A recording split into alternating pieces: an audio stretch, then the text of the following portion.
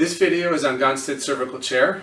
This video is going to cover the patient positioning, the doctor positioning, and the 5 basic steps for the setup that will be covered in more detail when I get into specific segmental contacts for each vertebral segment.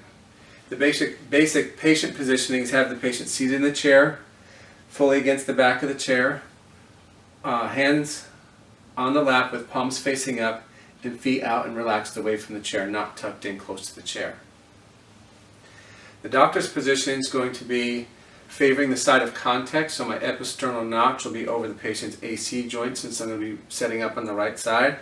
And for the foot positioning, I will have my right foot back. Since I'm on the right side, I'll have that foot back. That's to open up the area here so I can get a P to A line of correction.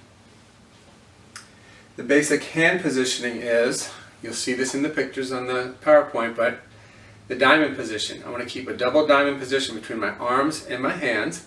So if I bring those hands back down to my center where I'm going to be working, as one arm comes back towards me for the adjustment for the P to A line of correction, the other arm goes opposite for stabilization.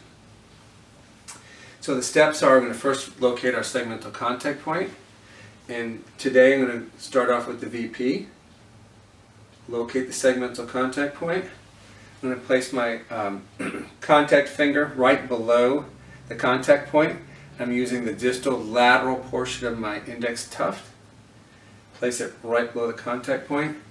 The second step is I'm going to be tucking the patient's chin in. So take control of the patient's head and open up the spinuses so I can make the contact.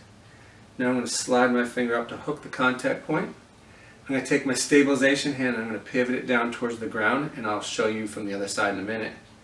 And then I'm going to laterally flex the patient's head over to stabilize them on my thumb here as I keep that thumb open. And this is the positioning. P to A arm position.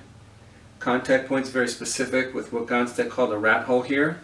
This is my hand position, so if you did this to your neck and pulled your hand down, you'd have this nice C shape here. I'm going to set up on the opposite side so you can see the stabilization and how it pivots. So again, I'm going to find my segmental contact point, place my contact finger right below the contact point. I'm going to tuck the patient's chin back. I'm going to bring my finger up to establish the contact point, and now I'm going to pivot my hand, keeping my thumb on the patient's zygomatic arch. Then I laterally flex the patient over and stabilizing the cervical spine. The adjustment will come through like that. Okay, that's it for this video. We'll see you on the next one.